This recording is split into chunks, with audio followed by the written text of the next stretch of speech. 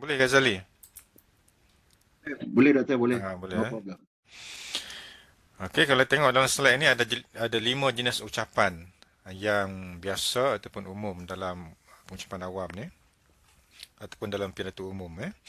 So, yang pertama adalah impromptu. Nanti kita belajarlah impromptu ni maksudnya apa dia.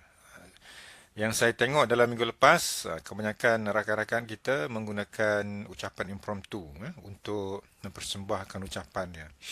Kita boleh tambah baik lagi, boleh improve lagi ucapan masing-masing. Sebabnya dalam ucapan yang kita akan buat nanti, siri-siri pembentangan tu, ada markah tu. So, saya akan tengok ada tak penambahbaikan ataupun improvement yang ada pada setiap daripada rakan kita yang baik kelas ni. Okay, yang kedua adalah ucapan memperkenal perucap. Eh.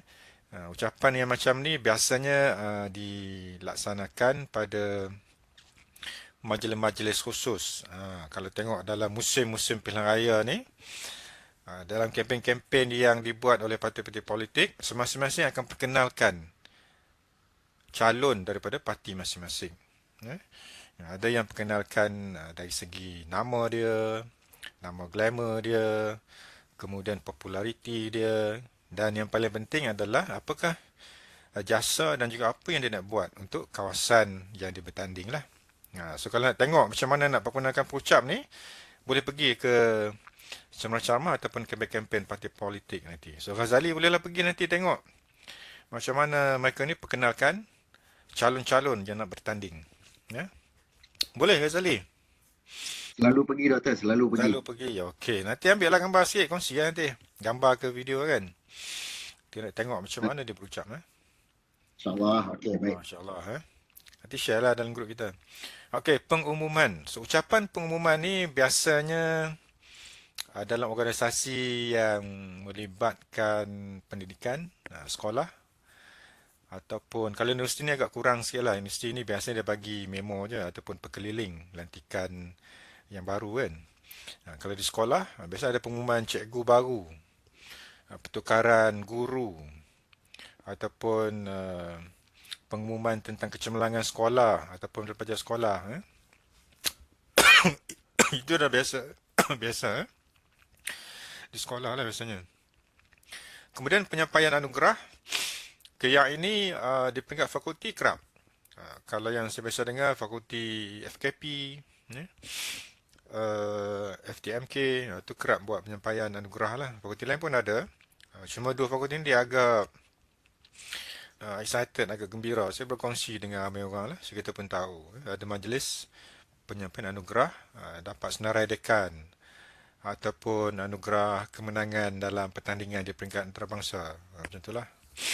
Kalau di peringkat UTM, penyampaian anugerah ni bermusim ataupun mengikut keadaan. Kalau ada majlis yang besar, so dia akan sekalikan dengan penyampaian anugerah.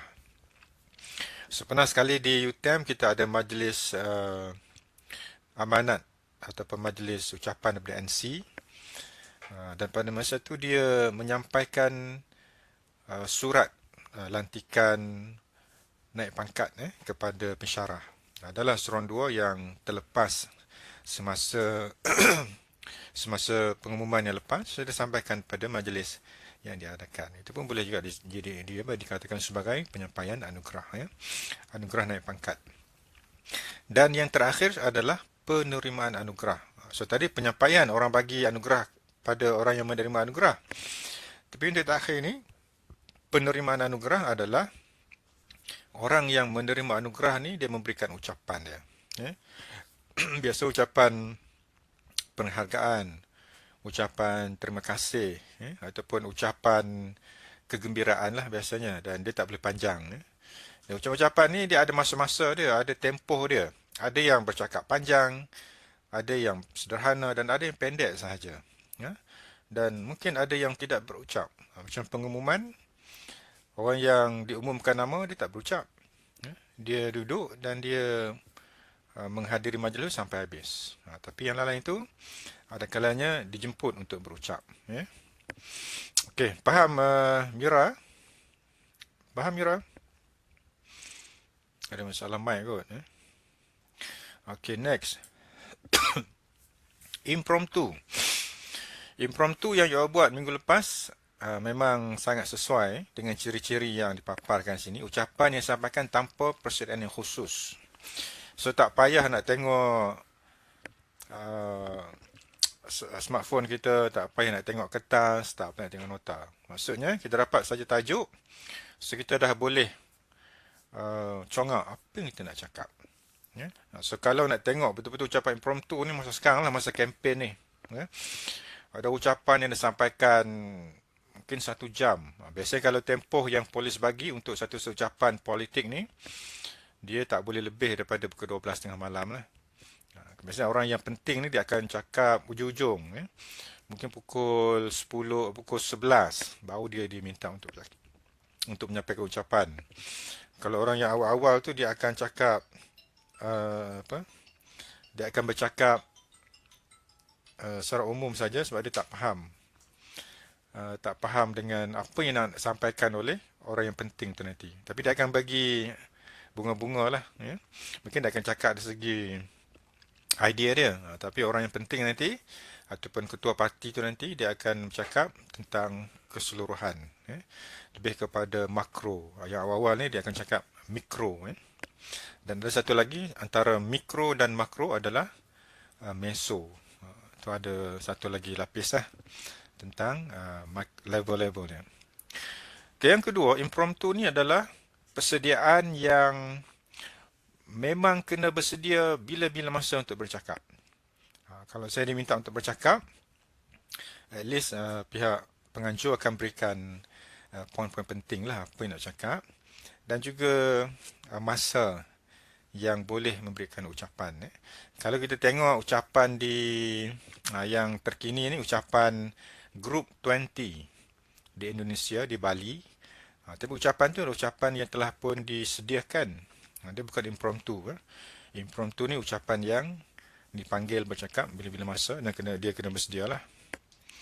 Yang ketiga, ramalkan kemungkinan yang bakal berlaku yang berkemungkinan kita dijemput berucap.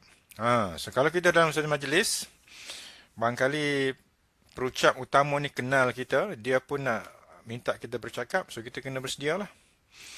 Ataupun mungkin bila you all dah masuk final year nanti, fakulti ada buat majlis, dia pun jemput saya, dan you all pun salah seorang daripada penerima anugerah. Mungkin saya minta you all untuk bercakap tentang pengalaman belajar di UTM. Maksudnya, pada masa tu memang kena bersedia lah.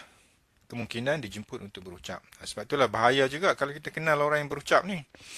Dia boleh panggil kita bila-bila masa. Ya?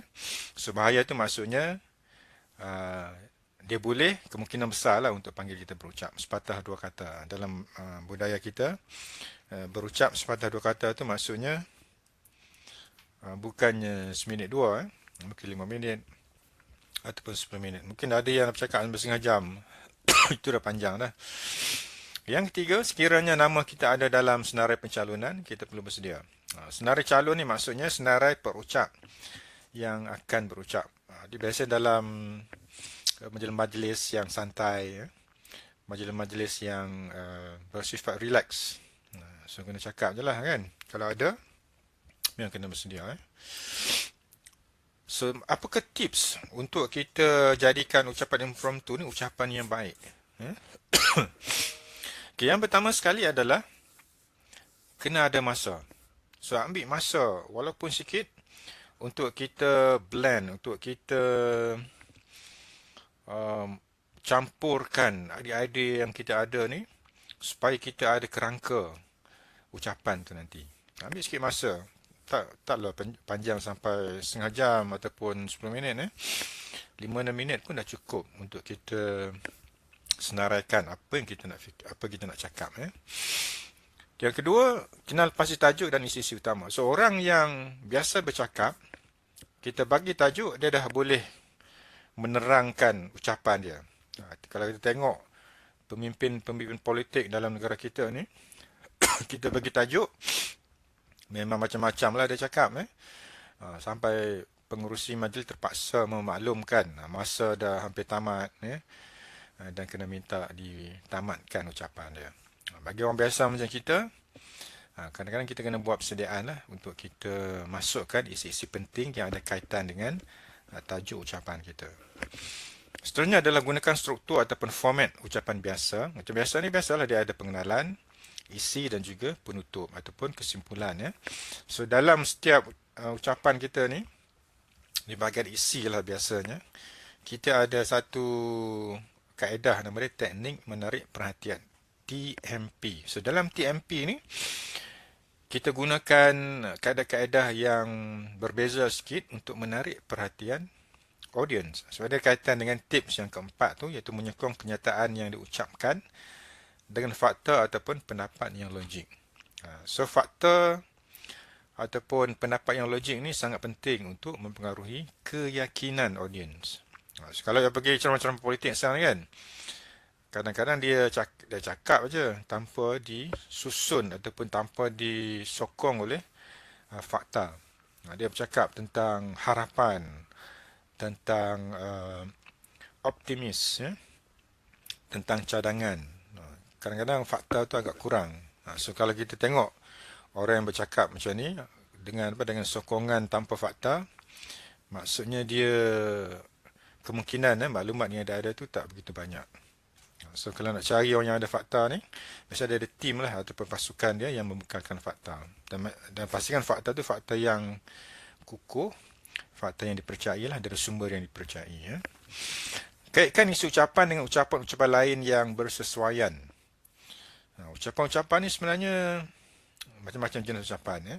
Kalau kita tengok ucapan dalam bahasa Inggeris, dekat YouTube tu beribu-ribu ucapan lah. Kalau ada yang sesuai kita ambil sikit untuk menyokong ucapan kita.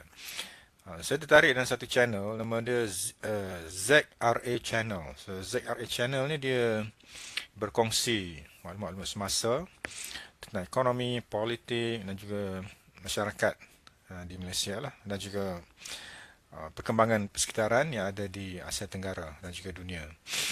So dia menggunakan banyak sumber rujukan untuk dapatkan isi-isi yang akan mengukuhkan ucapan dia. So kalau you dapat tengok ni ZRA, sekejap saya ni start sekejap share ni.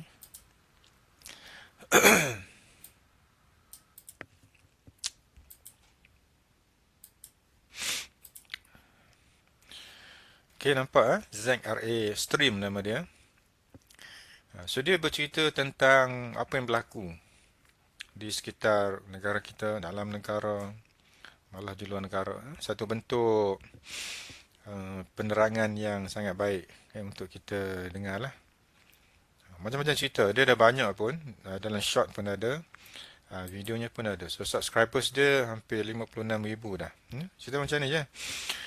Cuma kelebihan dia menggunakan satunya untuk cover video dia tu, video dia punya yang cantik lah. Kemudian juga dia menjemput juga tokoh-tokoh yang ada dalam masyarakat untuk berkongsi pengalaman. Ya. Okey, yang macam ni ancaman dan operasi Mossad, dia mesti banyak baca. Ya. Ini cerita tentang jilbab. Ini berlaku di luar negara. So apa yang berlaku dalam negara kita? Banjir. Ya. Mana lagi? Kudeta China. Kudeta China ni saya dengar dah. Dia barangkali mungkin terdapat sikit sebanyak fakta-fakta yang mungkin nak kena digali lagi lah. Okay, so itu antara contoh bagaimana kita boleh lihat mereka yang bercakap menggunakan sumber-sumber yang boleh berjaya. Dia banyak menggunakan sumber dari luar lah. So sumber ni sangat banyak. So dia menggunakan sumber yang boleh percayai dan juga yang sesuai lah untuk dia. Okay, saya stop dulu. So kita sambung balik yang tadi.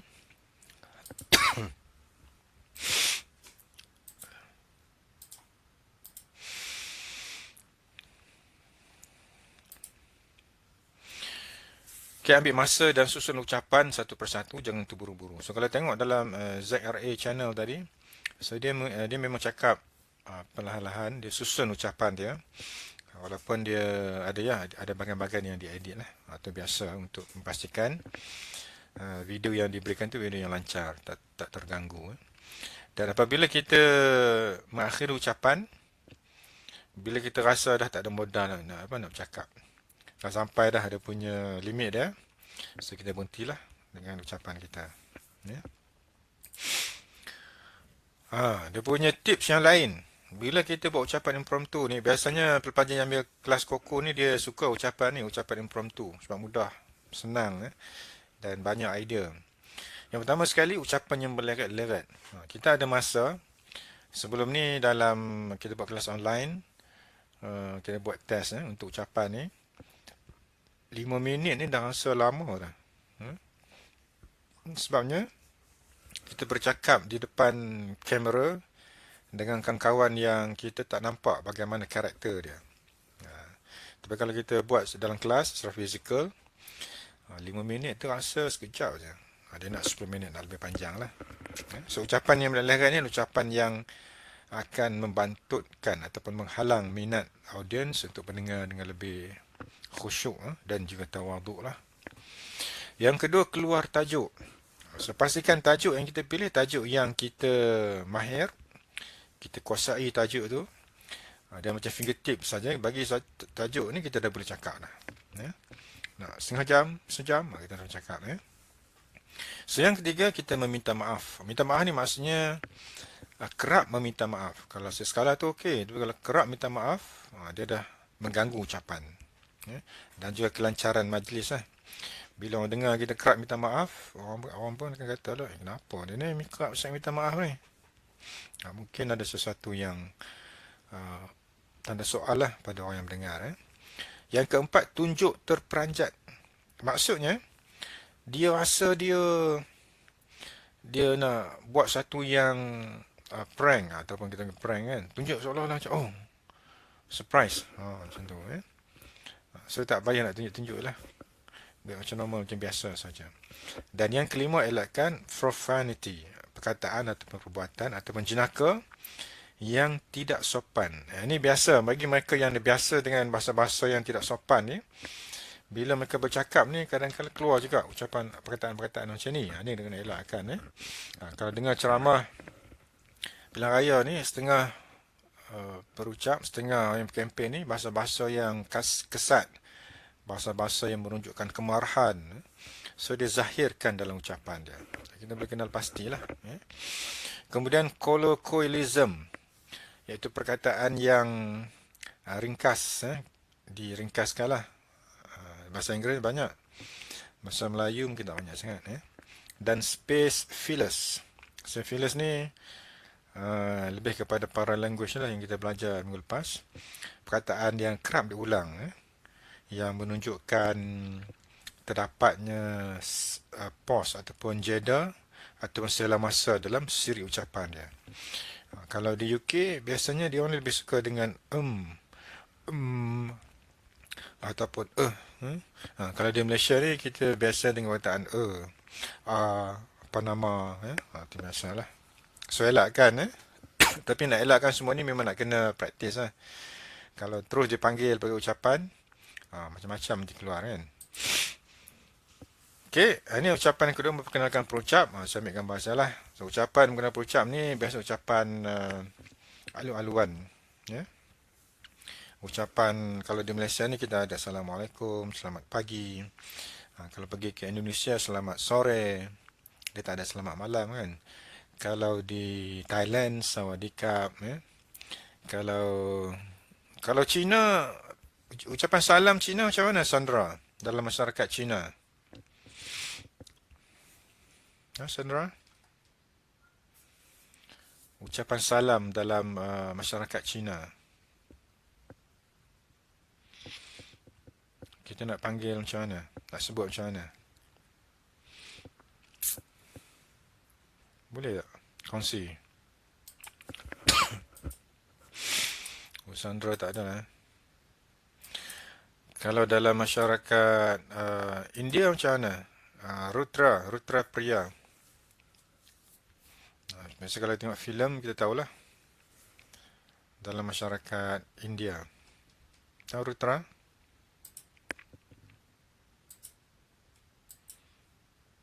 Ada tak? Macam tak ada lah nampaknya. Okey, contoh-contoh yang lain. Biasanya ini adalah contoh yang formal lah, yang rasmi. Dia akan sebut tuan-tuan dan puan-puan, ataupun dia akan sebut saudara-saudari. Ya. Kemudian boleh diterangkan kebolehan ataupun keupayaan yang ada pada orang yang nak diperkenalkan tadi itulah. Sebila dijemput beri ucapan, boleh keluar. Jangan tergesa-gesa nak keluar. Nanti dia kata tak sabar pula kan. So, tip dalam ucapan ini adalah masa pengurusi majlis perkenalkan perucap ni, so dia memainkan peran penting untuk membentuk mood yang menarik pada masa itulah. Ya. So, bila sebut mood yang menarik ni, dia boleh sebutkan kelebihan orang yang nak diperkenalkan ataupun tahap kebolehan dia, ya, ataupun sumbangan dia untuk sesuatu perkara. So kita boleh perkenalkan kelebihannya lah.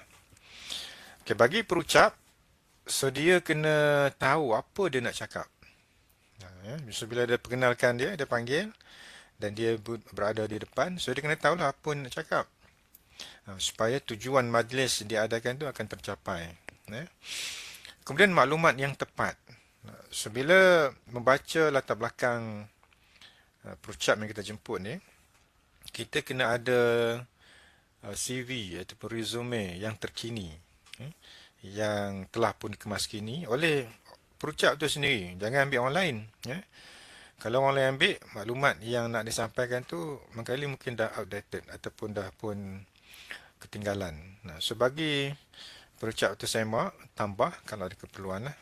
Supaya audiens yang mendengar ni dia mendapat satu maklumat yang jelas dan juga tepat.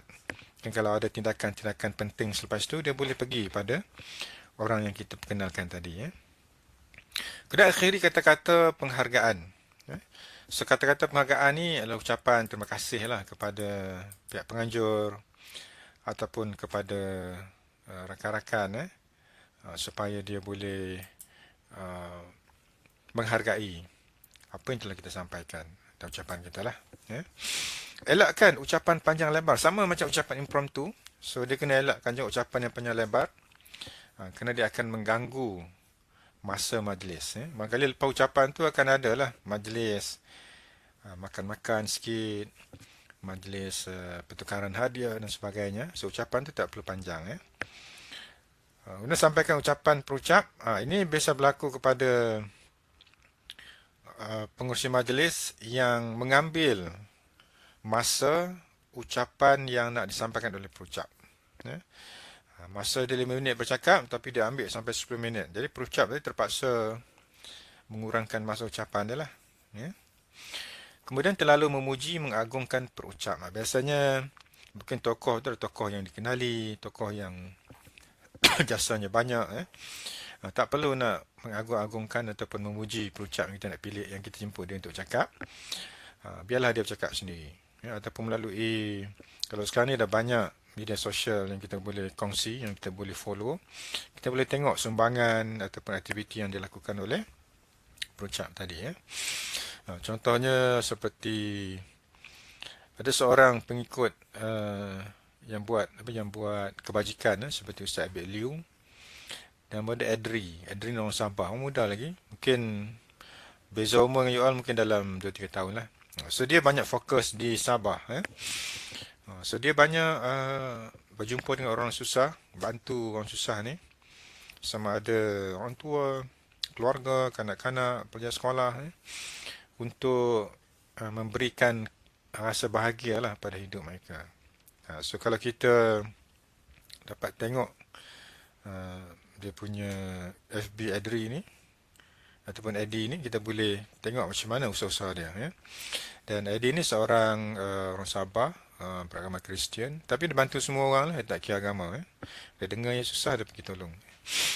Sama lah macam sahabat Elio, dia bantu semua orang, dan juga orang-orang yang lain lah lagi yang sentiasa membantu, tak kira bangsa, agama ataupun taraf hidup dia. Kemudian menyembunyikan nama perucap. Nama perucap ni kena dimaklumkan semasa pengenalan tadi. Ya. Biarlah orang tahu perucap yang nak cakap ni nama dia sekian-sekian. Supaya mereka bersedia dengan orang yang nak dijemput nanti. So barulah ada dalam fikiran dia, oh nama dia gini-gini, orangnya macam ni. Ya. Kemudian lupa nama perucap. So pastikan pengurusi majlis tahu nama perucap. Ya.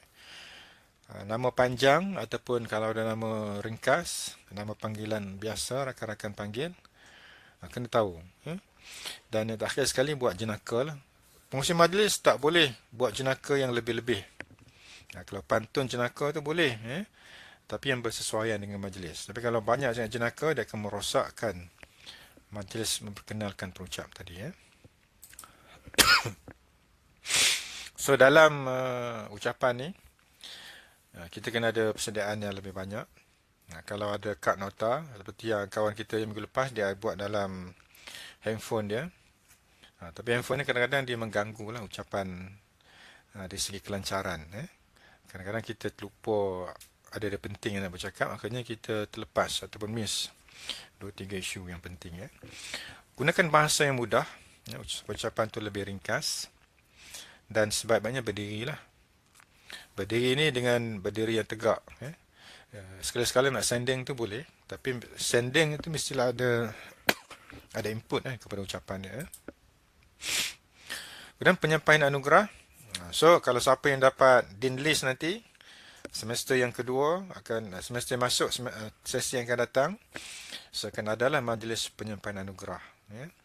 Pada masa ni kalau dijemput untuk bercakap, cakap je lah. Kalau tak dijemput, makanya kita duduk dan hormatilah majlis. Mungkin yang akan jumpa ni orang kawan-kawan kita yang betul-betul dapat markah yang hebat lah, dapat CPA yang hebat. Dia mungkin dijemput untuk berkongsi macam mana dia mendapat CGPA yang tinggi. Sebab di peringkat universiti ni, bila dah masuk universiti, yang SPM dulu dah menjadi sejarah. Tidak semestinya kita cemerlang di peringkat SPM ataupun STPM, kita akan cemerlang di peringkat universiti. Masa saya belajar dulu, ada pelajar yang memang di peringkat SPM memang agak teruk juga keputusan dia. Tapi dia berubah bila masuk universiti. Dia menjadi antara pelajar terbaik di fakulti. Fakulti kejuruteraan pula tu, engineering faculty. Jadi, apa yang kita dapat semasa SPM, STPM di sekolah dulu telah pun menjadi sejarah. Dan kita memulakan hidup baru sebagai pelajar universiti yang suasana dan sekitarannya berbeza sama sekali. Tak boleh lagi nak membaca dengan hafal. Tapi kita belajar dengan berbincang. Tak boleh lagi nak belajar seorang-seorang, tapi kita belajar dengan berkawan. So, siapa yang tak ada kawan, dia belajar seorang, dia boleh skor juga, tapi tidaklah sampai ke tahap yang cemerlang. Masa saya belajar dulu juga, saya kenal seorang senior ni, dia bidangnya matematik. Dan sifat ataupun sikap personality dia pun memang seorang yang introvert. Introvert ni maksudnya dia susah ataupun agak gementar lah nak berkawan dengan orang lain. Jadi dia hidupnya adalah seorang-seorang, dia pergi kelas seorang-seorang, dia makan seorang-seorang, dan dia pun tak banyak cakap. Tapi akhirnya saya nampak dia menjadi tutor, dan juga lepas tu dia sama belajar, dia jadi pensyarah. Dia boleh berjaya untuk jadi apa yang dia nak jadi, tapi kehidupannya adalah kehidupan yang tidak semeriah orang yang ada kawan. Sebab bila kita duduk di sini, kita kena cari seberapa ramai kawan yang boleh. Kawan dalam kelas kita, kawan di kampus. Dan saya sampai sekarang, saya ada kawan-kawan classmate, kawan-kawan college mate, kawan-kawan surau mate, macam-macam kawan lah. Rotu mate, banyak. So, cari kawan-kawan yang ramai, supaya kita boleh jadikan hidup kita ni hidup yang seronok, yang happy lah di universiti. Okey, kemudian macam mana nak memulakan pengenalan? So dalam ucapan macam ni, mulakan ucapan Assalamualaikum, selamat pagi, apa khabar, ya. So teknik menarik perhatian banyak. Nanti saya akan terangkan nantilah dalam kelas yang akan datang.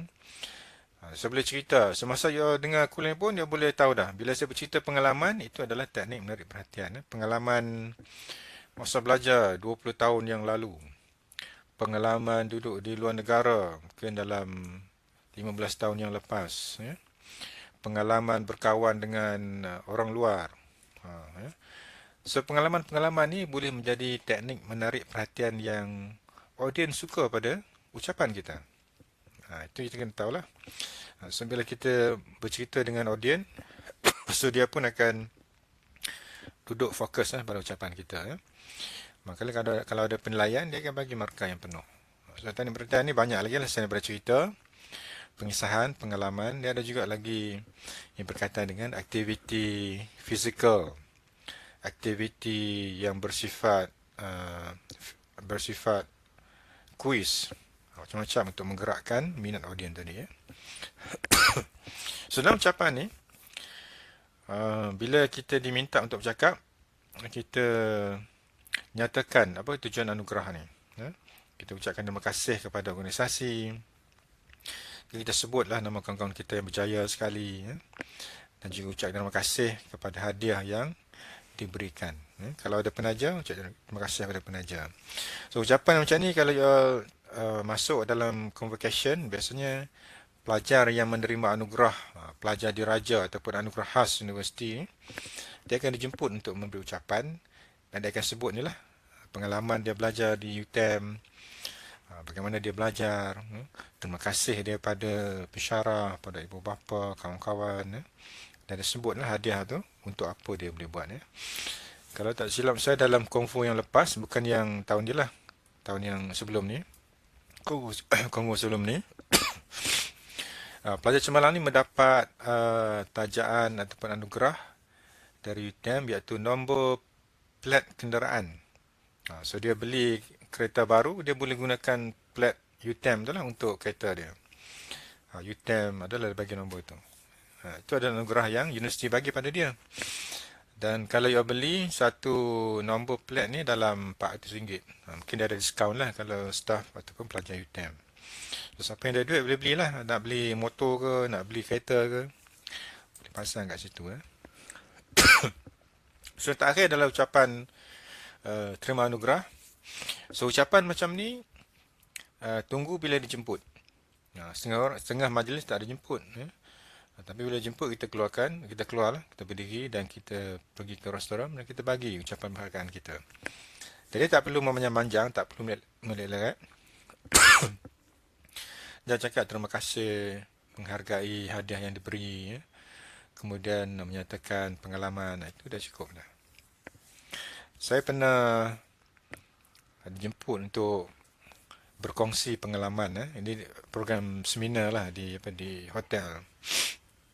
Dia bukan kepada penerima anugerah, tetapi adalah menceritakan pengalaman bersama pensyarah yang telah membentuk kita. So bila saya ceritakan pengalaman bersama pensyarah ni, so dia rasa bangga. So salah satu daripada ucapan yang kita kena buat apabila kita menerima anugerah adalah ucapan terima kasih kepada pensyarah kita.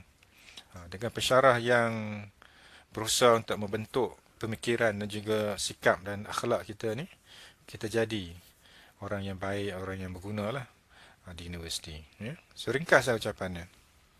Dah last sekali terima kasih lah, ya. So dalam ucapan ni ada 3 bahagian: pengenalan, perbincangan dan juga kesimpulan. Sama ya, isi, pengenalan, isi dan juga penutup, ya. Perbincangan ni lebih kepada ucapan terima kasih dan juga rancangan selepas menerima anugerah. Kalau tengok ucapan anugerah Sri Angkasa baru-baru ni, ada seorang pelakon tu dapat kereta, ya. So dia nyatakan anugerah yang dia dapat tu anugerah yang sangat hebat lah, ya, untuk dia bergerak ke sana dan ke sini. Dia memang nak kereta dan akhirnya Allah kabulkan niat dia tadi. Dan kesimpulannya ucapan ni, orang yang menerima anugerah ni dia mesti berkongsi harapan dengan orang lain, ya. Nak lihat kecemerlangannya lebih banyak, kawan-kawan yang dapat mungkin first class ataupun second class apa lebih ramai. So harapan ni lah. Dan juga kita berikan cabaran pada rakan-rakan kita. Kalau dia boleh buat, maksudnya rakan-rakan kita pun boleh buat juga, ya. Dan yang terakhir adalah kita kongsikan impian, ya. Sebab setiap dari kita ni kena ada impian. So apa impian Qayyum dalam kelas ni? Qayyum, Boleh kongsi tak apa impian Qayyum dalam kelas ni? Ya, impian saya doktor. Hmm. Impian apa cita-cita doktor? Impian ni boleh jadi